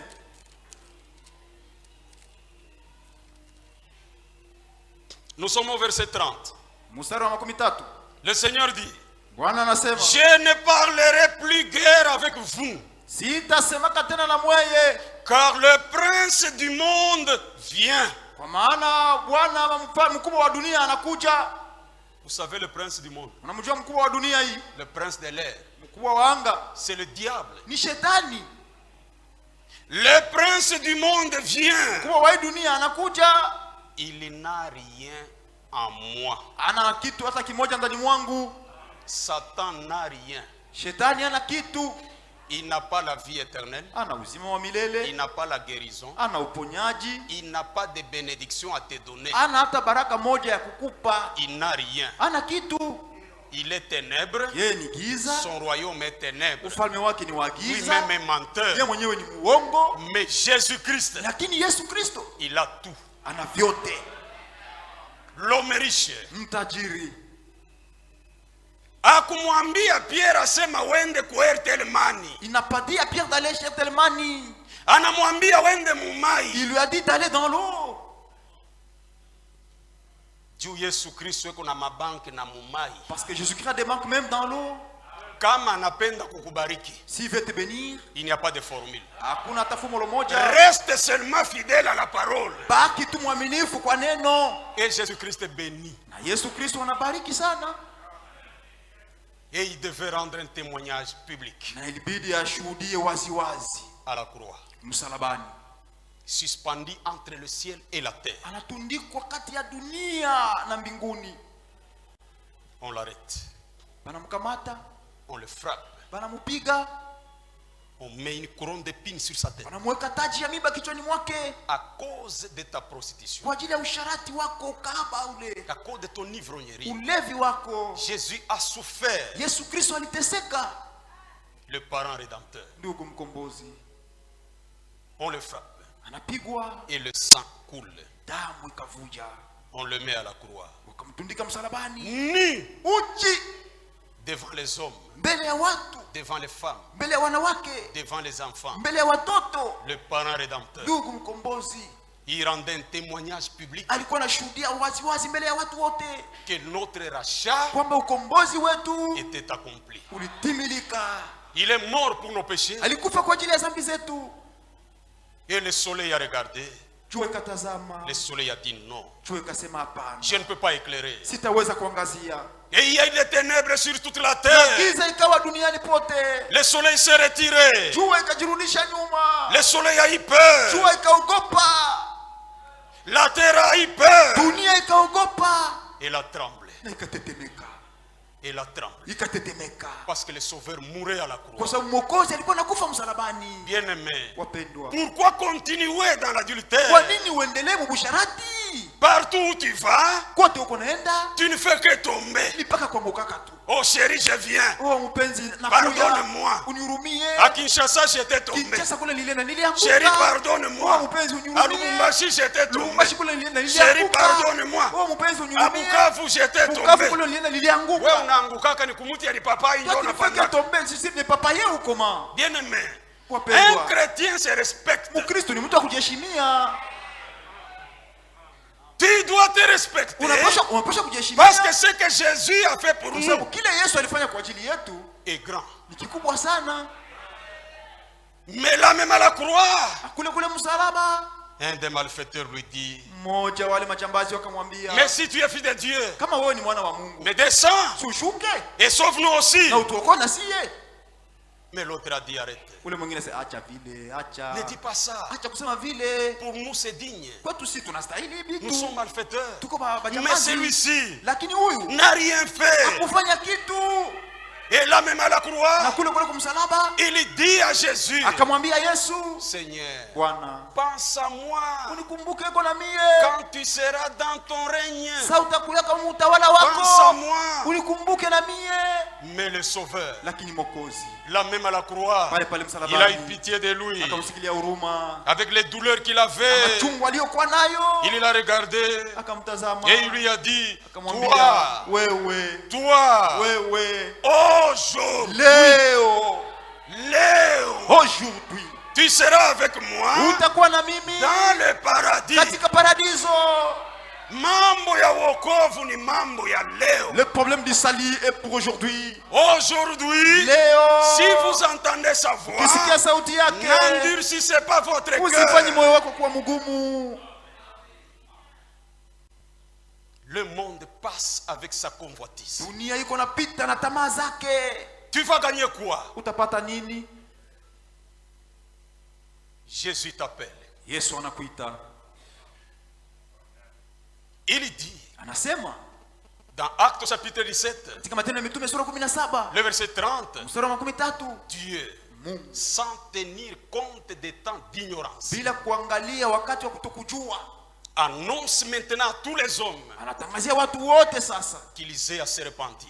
kwamba wanapaswa kutubu, Parce qu'il a fixé un jour kwa maana aliweka siku moja où il jugera le monde ambayo atahukumu dunia par l'homme qu'il a désigné. kwa yule mtu aliyechagua, Et cet homme, c'est Jésus-Christ. na yule mtu ni Yesu Kristo. Répands-toi, mon frère. Tubu ndugu yangu, Regrette de la sale vie que tu as menée sikitika kwa ajili ya yale maisha machafu uliyofanya dans le monde. katika dunia. Sans Dieu, Bila Mungu tu pouvais faire tout ce que tu voulais. ungeliweza kufanya yote unayopenda. Na ulijitapa sana. Et tu te vantais, Asema ningali na meno, oh j'ai encore des dents, je suis napasha encore fort, kuvunja je mifupa. dois briser les os. C'est vrai. Ni kweli, Mais niko nakwambia, mais je te dis, mifupa ingine navunjaka meno. il y a encore d'autres os qui cassent les dents. Jésus a besoin de ton âme. Yesu anahitaji nafsi yako. Il est le sauveur. Yeye ni Mwokozi.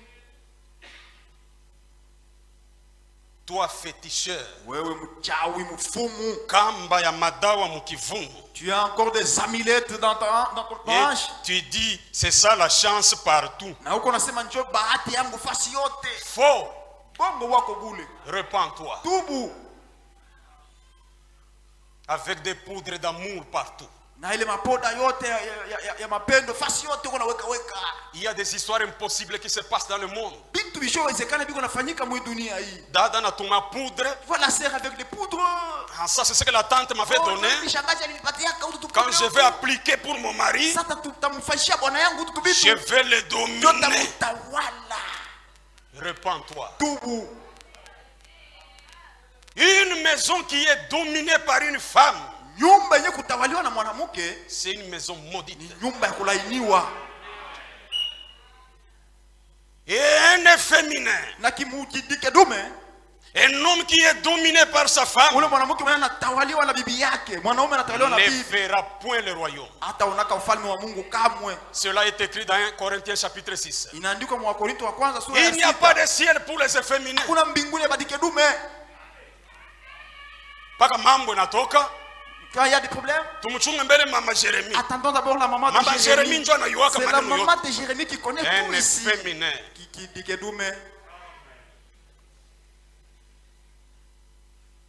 pourquoi tu es au volant de la maison? Tu es maudite. Mie. Moi. Wabatabwa. Des tabwa. Hata nichezea. Tu ne peux pas me dominer, pas jouer de moi. Toi tu es encore tabwa ici. Ici ce n'est pas l'endroit de tabwa. Il n'y a pas de place pour les songs ici. Il n'y a pas de place pour les boiries. Ici nous sommes fils de Dieu par le sang de Jésus-Christ. Natuma poudre toi ma peine. Avec des poudres d'amour. Et on a mourir frère na ma vie.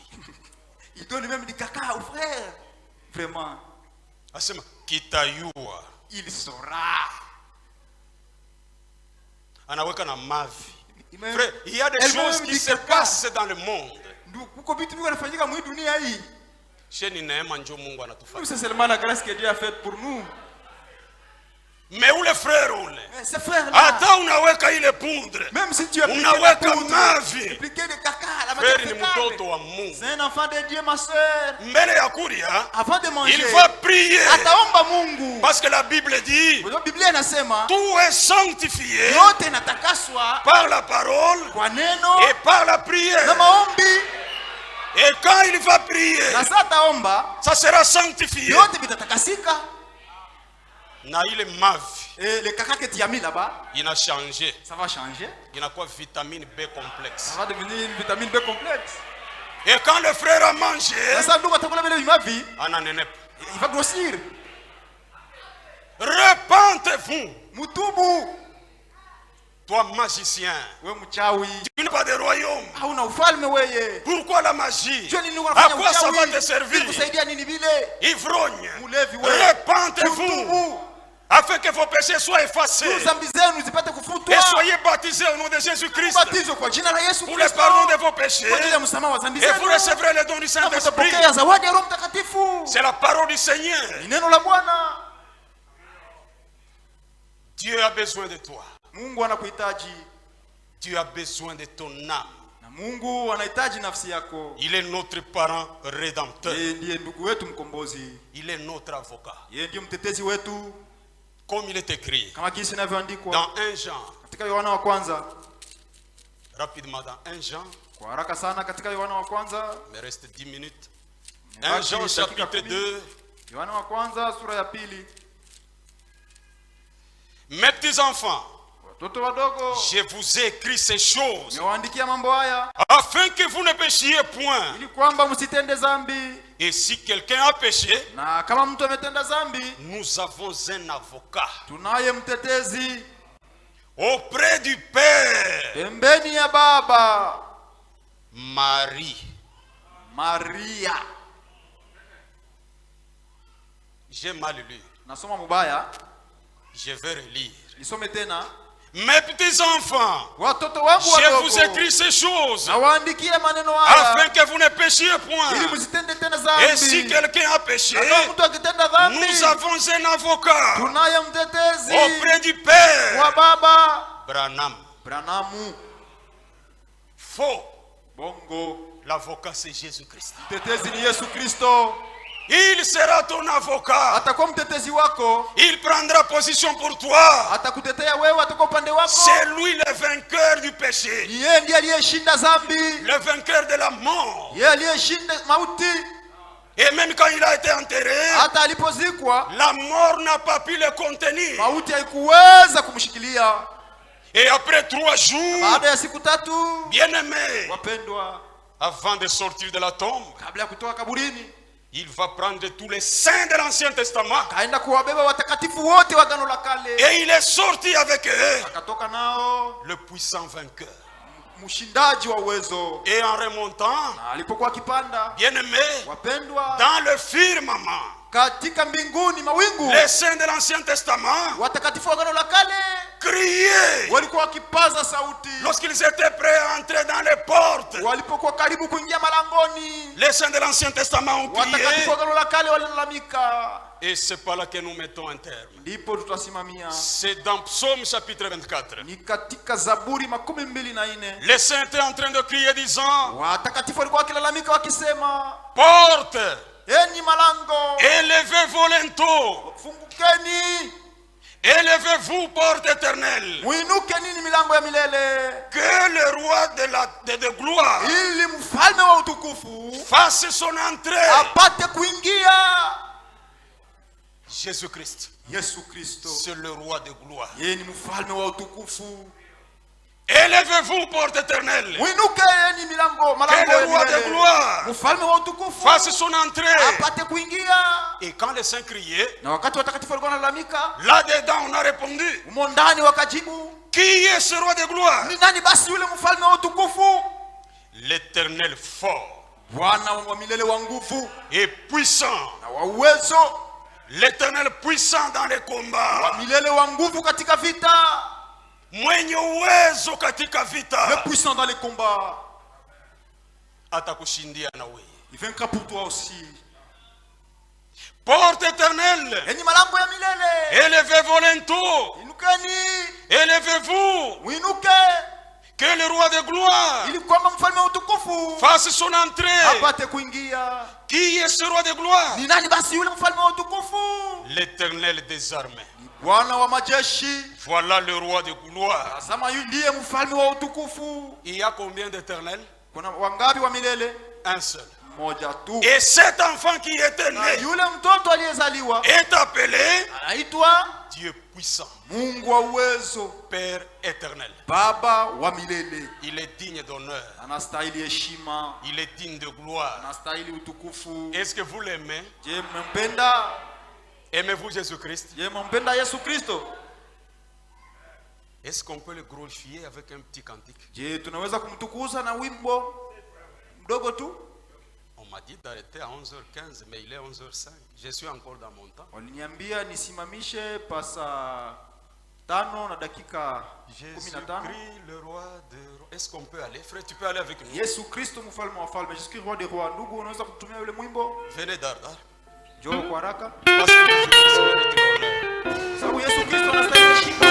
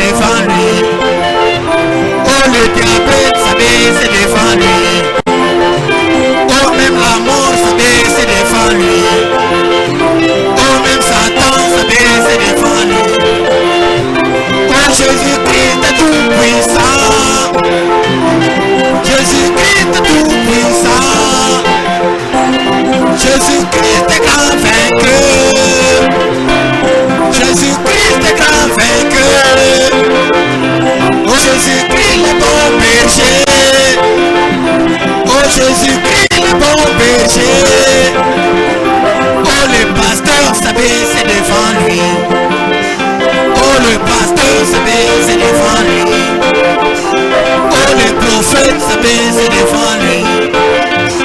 Oh, le prophète s'est baisé devant lui. Oh, le magicien s'est baisé devant lui. Oh, le magicien s'est baisé devant lui. Oh, tous les dieux s'est baisé devant lui. Oh, tous les dieux s'est baisé devant lui. Jésus-Christ est roi des rois.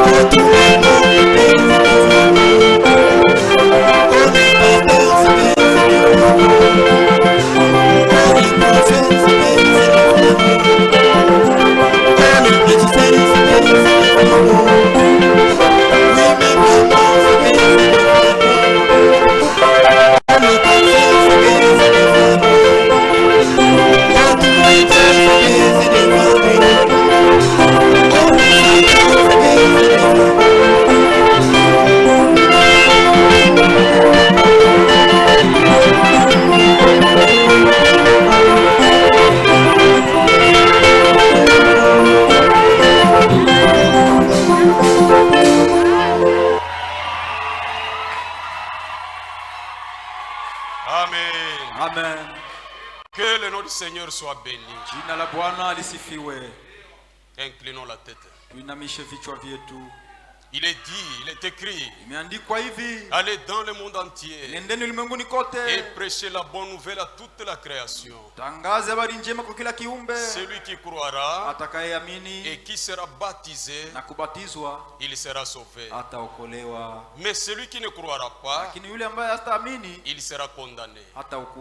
S'il y a quelqu'un ce matin qui accepte Jésus-Christ comme son sauveur, et il est prêt à recevoir son baptême, un baptême biblique dans beaucoup d'eau, au nom de Jésus-Christ. Si tu es là, lève-toi et avance. Si Dieu a parlé à ton cœur et tu es convaincu que Jésus-Christ est mort pour toi, tu veux lui donner ta vie ce matin, lève-toi mon frère et avance. Lève-toi ma soeur si tu es là et avance. Jésus-Christ vous appelle. Veut sauver ton âme. Qui accepte Jésus-Christ comme son sauveur? Qu'il n'ait pas honte. Aujourd'hui c'est le jour du salut. Avancez. Karibia.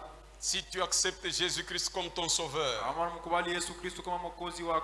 Avancez, bien-aimé. Karibu mpendwa. Si tu es là. Kama uko pale. Avancez, ma soeur. Karibu dada yangu. Si tu es là. Kama uko pale. Aujourd'hui c'est le jour du salut. Leo ni siku ya wokovu. Si vous entendez sa voix, kama unasikia sauti yake, n'endurcissez pas votre cœur. Usifanye moyo wako kuwa mgumu. C'est ce que dit la Bible. Ndio vile Biblia inasema. Où es-tu mon frère? Uko wapi ndugu yangu? Où es-tu ma soeur? Uko wapi dada yangu? Jésus a besoin de toi. Yesu anakuhitaji. Avancez si tu es là. Karibia kama uko pale. Aujourd'hui c'est le jour du salut. Leo ni siku ya wokovu. L'évangile a été prêché pour toi. Injili inahubiriwa kwa ajili yako. Et donne ta vie au Seigneur. Na utoe maisha yako kwa Bwana. Et si tous nous sommes baptisés. Na kama sisi sote tulishabatizwa. Je vois un bien-aimé. Naona mpendwa mmoja. Avancez, bien-aimé. Karibu mpendwa wangu. Que Dieu te bénisse, bien-aimé. Mungu akubariki sana ndugu yangu mpendwa. Tu es un fils de Dieu. Uko mwana wa Mungu. C'est pour toi que Jésus-Christ est mort. Kwa ajili yako ndio Yesu Kristo alikufa. Dieu t'a aimé avant la fondation du monde. Mungu alikupenda kabla ya kuweka misingi ya dunia. Et il savait que c'est aujourd'hui que tu devais lui donner ta vie. Na alijua kwamba ni leo ndio utampa uzima wako na maisha yako. Que Dieu te bénisse, jeune homme. Mungu akubariki kijana. Qui encore? Nani mwingine? Ne dites pas qu'il a été pressé. Usiseme kwamba alikuwa haraka sana. Non. Hapana. Humilie ton cœur. Shusha moyo wako. Et Dieu t'accordera le pardon de ton péché. Na Mungu atakupatia msamaha wa dhambi zako. Si nous sommes déjà baptisés, kama kweli tumeshabatizwa sote, comment nous marchons avec le Seigneur? Tuko natembea je na Bwana? Tu dois prier le Seigneur. Unapaswa kumuomba Bwana afin qu'il puisse t'aider. Ili akusaidie. Parce que les jours sont très mauvais. Sababu siku tunaishi ni mbaya sana. Que Dieu nous accorde sa grâce. Mungu atutendee neema yake. Afin que notre vie ili kwamba maisha yetu soit conforme à la parole. Yapate kulingana na neno. Je laisse la place au pasteur. Namwachia mchungaji nafasi.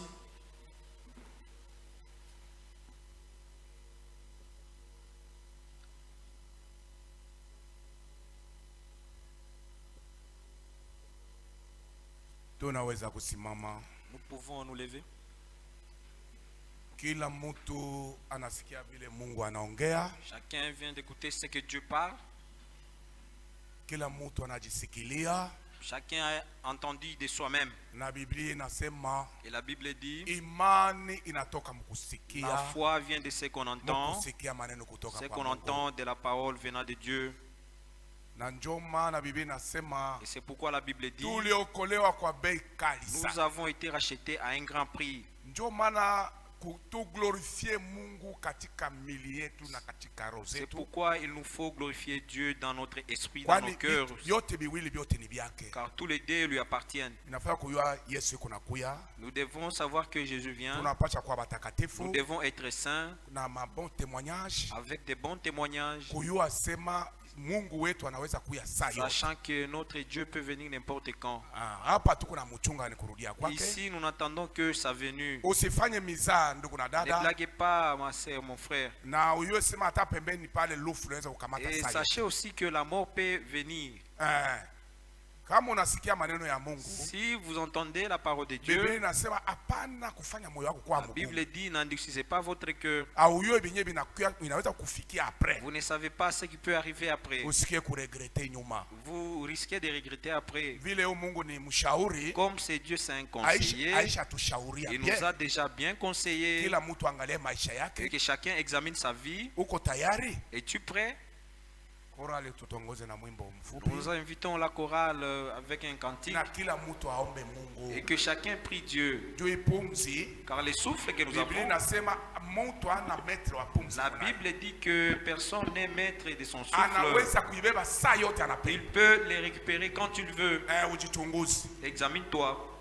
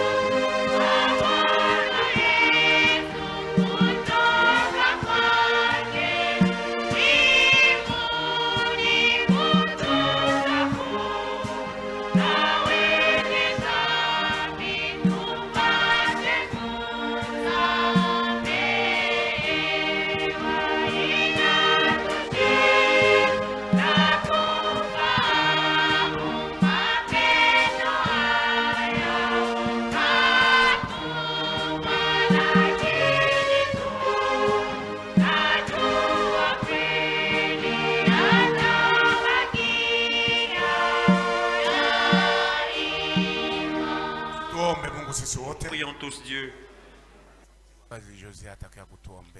Le pasteur José viendra prier pour nous.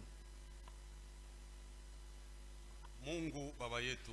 Dieu notre Père, katika jina la Yesu Kristo tunasema asante. Au nom de Jésus-Christ nous disons merci. Mapendo yako ni munene sana kwetu. Ton amour est immense envers nous. Haupende mtu hata moya katikati yetu apotee. Tu ne veux pas qu'aucun de nous périsse. Ndio kwa maana ulituma Yesu Kristo. C'est pourquoi tu as envoyé Jésus-Christ. Ili kila mmoja wetu apate uzima wa milele. Afin que chacun de nous ait la vie éternelle. Asubuhi ya leo Bwana. Ce matin Père, tunaomba mjina Yesu Kristo. Nous prions au nom de Jésus-Christ. Ubariki la ndugu, bariki la dada. De bénir chaque frère et chaque sœur. Maombi ya kila mmoja wetu exauce la prière de tout un chacun de nous, Seigneur. Fanya munamuna kila ule alikuya na masusi ndani yake. Fais en sorte que quiconque est venu avec des na soucis, mahitaji ndani yake, avec des requêtes, Mungu upate kumletea masolution. Que toi Dieu puisse lui apporter des solutions. Tunaamini kama wewe Yesu Kristo. Car nous croyons que toi Jésus-Christ, en ta présence, hakuna mtu anakuyaka na maproblème. Personne ne vient avec des problèmes. Na maproblème. Et y retourner avec dans ta présence. Bantu banakuyaka na mahitaji. Les gens viennent avec des requêtes et trouvent solution. Ce matin, que tout celui qui est venu malade accepte en sortant d'ici qu'il soit guéri. Que chaque faible soit fortifié. Et que tout celui qui tombe soit relevé. Seigneur, assistez-nous. Que nous puissions marcher comme les enfants de la lumière. Que nous marchions dans la vie de la sanctification. Car Jésus-Christ est proche de venir. Merci Père. Nous croyons que tu le feras. Car la Bible dit, tout cela que vous allez demander avec foi au nom de Jésus-Christ, croyez que vous le recevrez. Père, bénis les pasteurs de cette église, bénis les anciens, bénis les diacres, bénis les choristes, bénis les administrateurs, bénis chaque frère et chaque sœur, bénis même les moniteurs des écodimes. Bénis aussi les enfants des écodimes. Bénis chaque famille des frères et sœurs. Merci Dieu notre Père. Bénis Israël ton peuple. Bénis le frère Franck ton serviteur. Bénis tous les serviteurs de Dieu partout dans le monde. Bénis également les serviteurs de Dieu dans cette église. Que ta paix et la tranquillité puissent nous accompagner et que ça soit sur chacun de nous. Au nom précieux qui est au-dessus de tous les noms, c'est celui de notre Seigneur Sauveur Jésus-Christ. Nous avons ici prié avec foi. Amen. Amen.